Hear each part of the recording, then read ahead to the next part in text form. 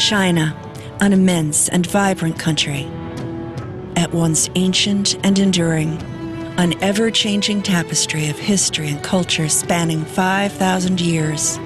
That is an incredibly complicated, interesting, sophisticated world that you could spend 10,000 lifetimes studying and never get to the bottom of.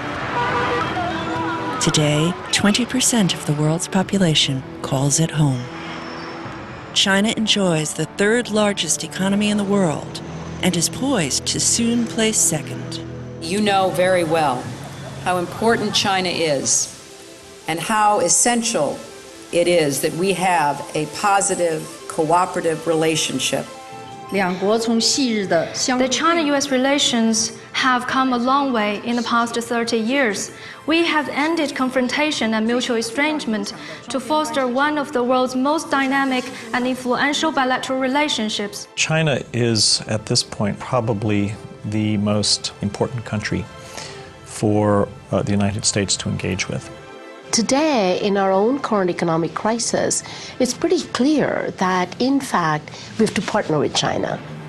U.S. trade with China in this century has skyrocketed, and our future business leaders will need to be prepared.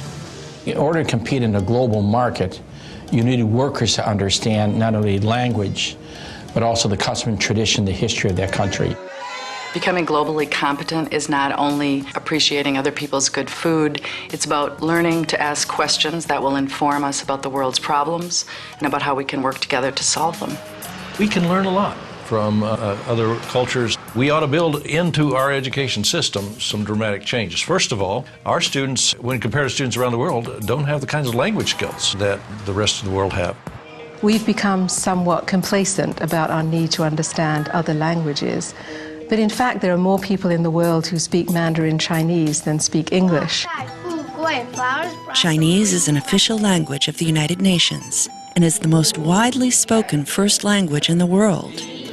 Yet, only 4% of total enrollment in foreign language programs in the U.S. is in Chinese.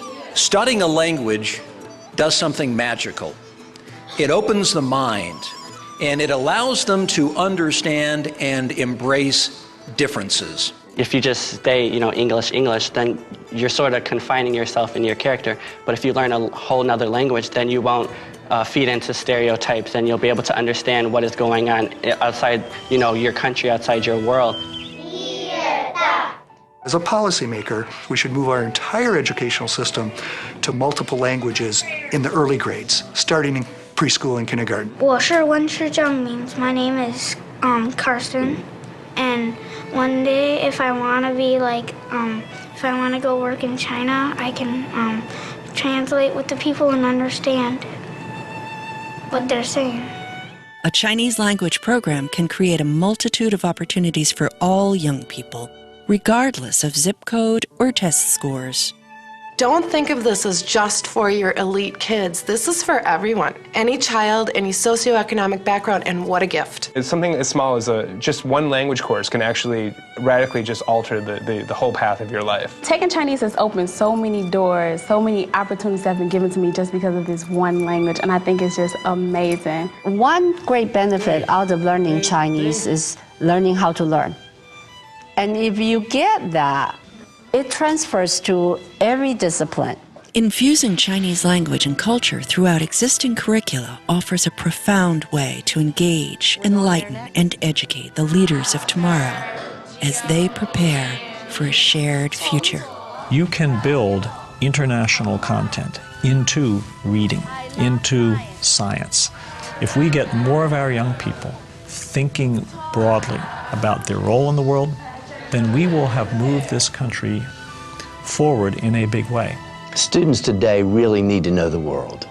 And that kind of understanding, I think, brings not only prosperity to the world, but also peace to the world.